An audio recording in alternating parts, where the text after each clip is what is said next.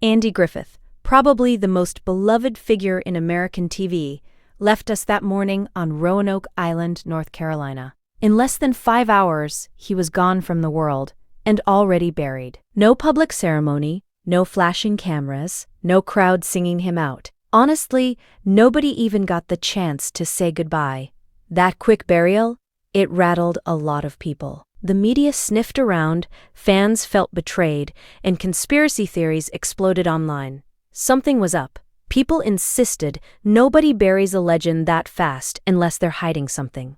But the truth, honestly, is way more interesting and human than any secret.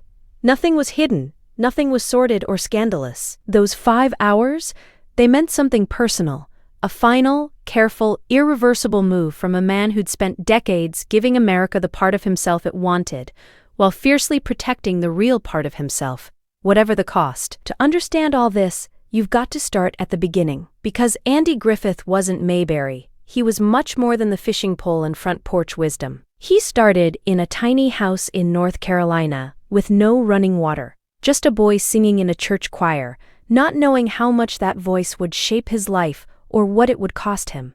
Let's rewind to Mount Airy, North Carolina, tucked in the Blue Ridge foothills. Small town streets, church steeples, mornings that smell like pine and red clay. The kind of place where folks still wave from their porches and living isn't about screens, but about seasons. Andy Samuel Griffith came into the world there on June 1, 1926. Right away, he was living in scarcity. Carl and Geneva, his parents, were true working folks. His dad, a carpenter and factory hand, bounced from job to job through the Depression-era South. Their home was tiny, no running water, no extras, and a constant sense that tomorrow's not guaranteed.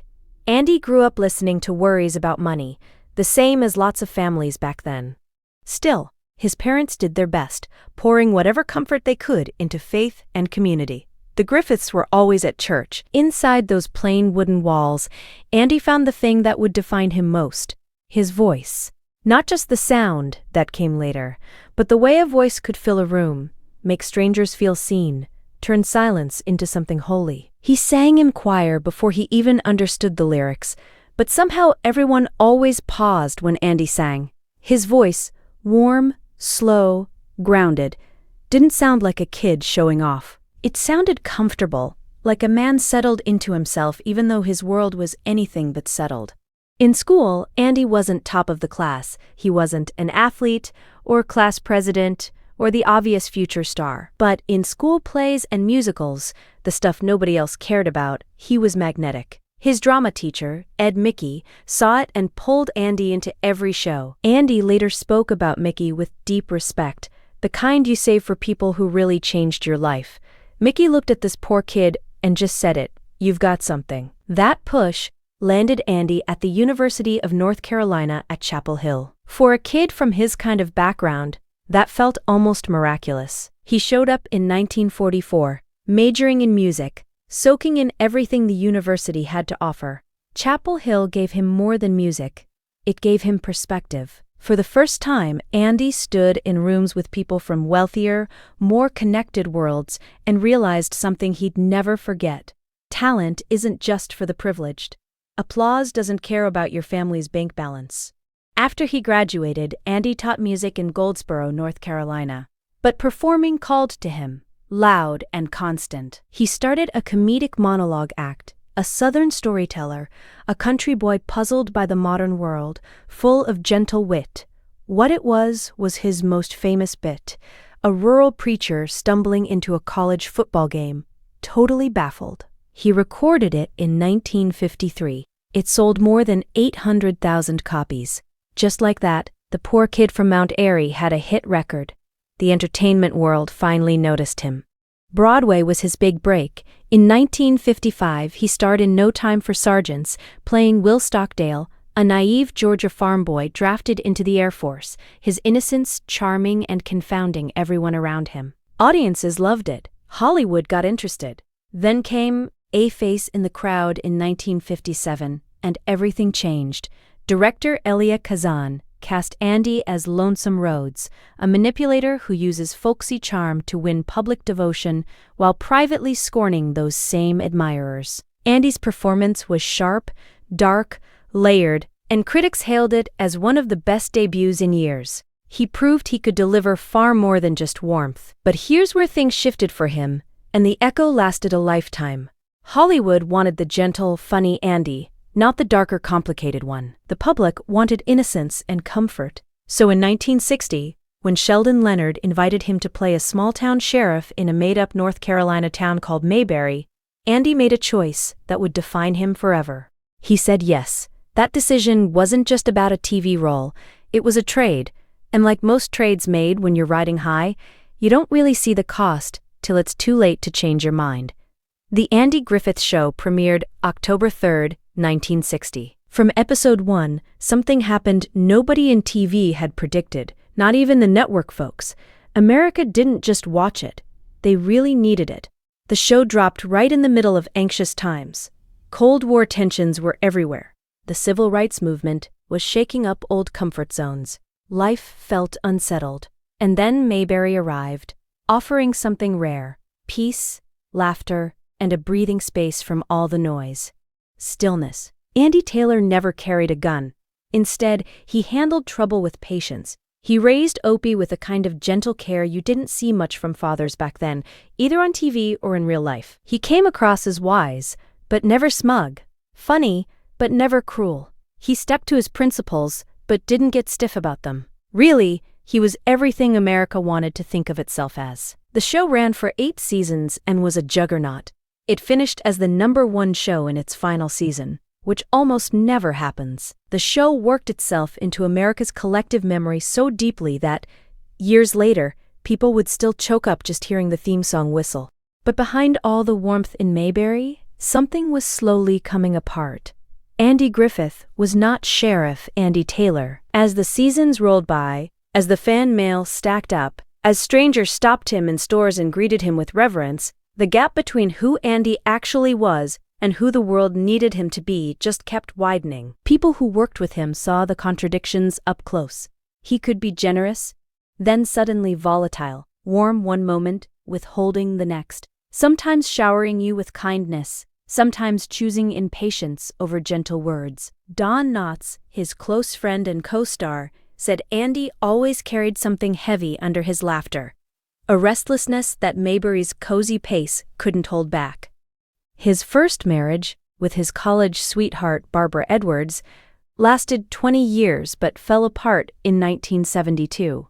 Friends said fame ate away at them quietly but relentlessly. Too many absences, the pressure of being a symbol, the burden of living as America's treasure while wanting privacy for himself. His second marriage in 1973 only lasted 6 years. 2 marriages, 2 endings. Andy started to believe the life people saw on TV and the life he lived in private weren't just different, they couldn't even exist together. In 1968, he walked away from the Andy Griffith Show at its absolute peak. Most stars grip success and won't let go. Andy left it behind. He said he was exhausted, creatively restless, and wanted to prove he was more than Mayberry. What followed was pretty rough. He tried launching a film career, but could barely get anyone's attention. A special here, a TV movie there. Nothing took off. Critics forgot he once played brilliantly dark roles like in A Face in the Crowd. The public, meanwhile, wanted one thing from him: to see him as Andy Taylor. To see him come home. He resisted, and paid for it. By the mid-70s, Andy was in a sort of exile he'd built himself. People respected him, but he wasn't relevant. He was beloved, but nobody was watching. He carried a unique loneliness, a guy who once seemed everywhere and found himself, somehow, nowhere. Then, in 1986, came Matlock. Benjamin Matlock, a smart, folksy defense attorney from Atlanta, had a love for hot dogs and a flair for courtroom drama. In a lot of ways, Matlock was just Andy Griffith repackaged. The warmth, the wit, his southern drawl and confident stride, but Matlock had something sharper than Sheriff Taylor ever showed. He could be calculating, manipulative in the courtroom, and morally ambiguous without losing the audience's affection. Matlock ran for 9 seasons and, improbably, made Andy Griffith a TV star all over again. But this time, he finally got something the Mayberry years never gave him: control. Still, while Matlock brought his career back, Andy fought a private battle nobody saw. In 1983, doctors diagnosed him with Guillain-Barré syndrome, a rare and terrifying disorder where your immune system attacks your nerves. He wasn't just metaphorically paralyzed, he lost the ability to walk. For a man whose identity was built on commanding a room, the experience of lying there, totally still, wondering if he'd ever move again, it was devastation, way beyond the physical. He barely talked about it, and when he did, his fear showed between the careful words. He recovered, bit by bit, never fully. The illness left its mark, a new, unwelcome sense of mortality. People who worked with him later noticed that he moved differently, more guarded, as if his own body felt less trustworthy. Around then, Andy started talking more, at least in private, about something he'd wrestled with for years, his need to disappear. Not disappear because he'd failed. He'd lived through that in the 70s, and hated it. He just wanted the freedom to fade into the background, to finally stop being on. He'd watched other celebrities die publicly, saw the circus, the media camped outside, the memorials broadcast for TV. Grief turned into content. He wanted none of it. With Cindy Knight, his wife since 1983 and, by all accounts, the most stabilizing person in his life, Andy made his wishes clear. Not in vague terms, but like a man who'd thought it all through. He wanted his death to be private, quick, on Roanoke Island, at home, surrounded by ocean air, a world as far from Hollywood as you could get. And he wanted it over before the world could turn it into a show. On July 3, 2012, Andy Griffith woke for the last time in Roanoke Island. His health had declined for a while. His heart was failing, after everything he'd been through. His closest friends knew the end was near. No dramatic farewells, no last-minute reconciliations, just the quiet fading of a body that had lived 86 remarkable years. He died at home, with Cindy by his side, right where he wanted. What happened next was orchestrated, a plan, not improvisation. North Carolina law let families bury loved ones on private property under certain conditions. Permits were needed, but local officials, familiar with the Griffiths, moved fast and quietly. Within 5 hours of his death, Andy Griffith was buried on his own land. No announcement, no press release, nobody tipped off. By the time news of his death broke, the burial was already done. Journalists showed up too late. There was nothing to film, nothing to turn into a spectacle, the very thing Andy dreaded most. The response was swift and split. Some fans were heartbroken, feeling robbed of their chance to say goodbye, as if the private burial took away a relationship they'd cherished through their screens. Letters poured in, forums exploded. How could his family do this? Didn't Andy belong at least a bit to all of us? Others understood right away. They saw in the quick, quiet burial the last, clear statement of a man who always knew, deep down, the difference between the beloved character and the real person living behind it. Sheriff Andy Taylor was always part of Mayberry. Andy Griffith? He belonged only to himself. Ron Howard, little Opie from all those years ago, still close to Andy till the end, talked quietly about the burial afterward. He didn't criticize it. He understood. That was Andy, he said. He did things his way. Don Knotts missed all this by 6 years.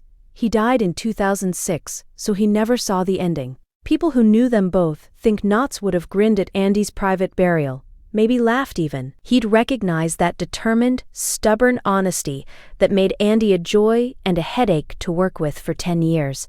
Cindy Knight Griffith said nothing publicly right after. She just disappeared, keeping to the same privacy that Andy always demanded. She wasn't just following his final wish. She was following the outlook that shaped the last 30 years of his life. Andy Griffith's grave is still private, tucked away on Roanoke Island. No public marker, no bronze plaque, no place for fans to make a pilgrimage and touch a piece of TV history. You get the island, the salt air, the water lapping the shore, and a heavy silence, full of secrets. Just like Andy, I'm going to ask you something. Really? Think about it.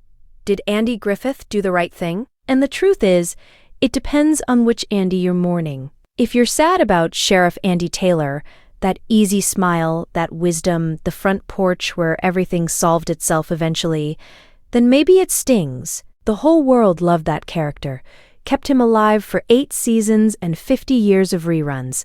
He became public property. Honestly, he was comfort for generations, a place to rest when the real world hurt too much. That version of Andy, you could argue, owed something, at least a small goodbye, a little wave, just once, for everyone who never stopped believing in Mayberry. But what if you're mourning Andy Samuel Griffith, the kid from Mount Airy who grew up poor, who started singing in a church choir, who could chill your blood in a face in the crowd before Hollywood boxed him into warmth and kindness? Then this quick private burial doesn't just make sense, it feels honest and almost necessary. He'd been handing pieces of himself out since 1960. Every season on The Andy Griffith Show, he had to find a middle ground between who he really was and what people expected. Every fan wanted a little chunk of Mayberry from him. Even on Matlock, he fought to keep a sliver of himself untouched by everyone watching. He sacrificed marriages, his health, his privacy, and spent the 70s out in the professional wilderness, all so people could have a piece of Andy. What he truly wanted, more than anything, was just to be his own man. Not a hermit, not angry or bitter, just someone who could check his own mailbox in peace, who could actually sit on his porch with nobody gawking, who could die the way regular people die, instead of being turned into content. He earned that. Half a century, earning it. And there's another thing about those 5 silent hours before the rest of the world knew. It's not just about family decisions or legal footnotes.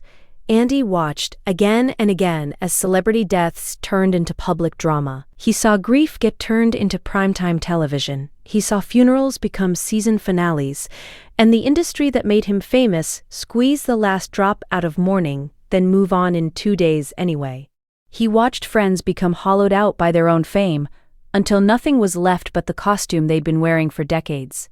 Andy refused to let that happen to him. His decision wasn't impulsive. It was the final step in a plan he'd been working on for years. A plan built by someone who could tell the difference between who he played and who he was. On TV, he was all those things. Mayberry, Matlock, a collection of gospel records that outlived his shows. Off-screen, he was a carpenter's son, a church singer from small-town North Carolina, a man who walked on stage with nothing but a voice and some stubborn hope. He was a husband, not always a good one until Cindy night, and a father who tried, if not always succeeding, to be present. That real man, the one with ordinary flaws and tangled relationships, he deserved a burial true to his actual life, not the made-for-TV version, not the package Hollywood wanted, not the 2-hour TV special, complete with whistling theme song and celebrity tears. Just his life, quiet, ordinary, private. It ended on an island in North Carolina, with his wife beside him, the salt breeze, and not a camera in sight. Nobody gets to see the grave unless they're family or old friends. Roanoke Island doesn't advertise Andy Griffith's resting place, because the man himself didn't want that. The island is just what it always was, ancient, unmoved, not interested in ratings or reruns. In that hard indifference, Andy finally found the peace he'd been searching for, back in Mount Airy, forever Mayberry. Whether they like it or not, Andy is still a presence. The barber shop, the courthouse echo, the yearly Mayberry festivals. You can feel him walking down those streets. You can't undo what he meant for that small town, no matter how private his burial. But here's the twist in Andy Griffith's story. He wanted privacy so badly. He fought for it. He pulled it off, right to the end. But the things he created, Mayberry, Matlock, that unforgettable voice, they're still out there, everywhere. Too warm, too real, too loved, to ever really vanish. He is private, finally, but he lives on every Sunday afternoon someone flips to a rerun.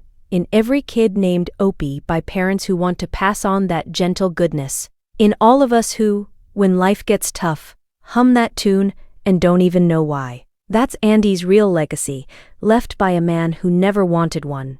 He got what he asked for, and he left behind everything we needed. If there's a lesson, the one Andy learned from the church choir all the way to Roanoke Island, it's not complicated. You don't need to overthink it. The truth just sits there, quiet and clear. Fame is just a costume. Wear it too long and people forget who you really are underneath. The bravest thing? Remembering your life belongs to you. Andy never forgot. Not at the end. Especially not at the end. 4 hours and 53 minutes after his final breath, the earth closed over him. No camera crews, no headlines, no spectacle. Just the island, the silence, and a man finally at peace. If this story moved you, if it made you pause and think about the difference between the life you put on for the world and the life that's really yours, share it with somebody who needs to hear it. Come back for more stories like this, the real ones, the ones that happen when nobody's watching, because those are always the stories that matter.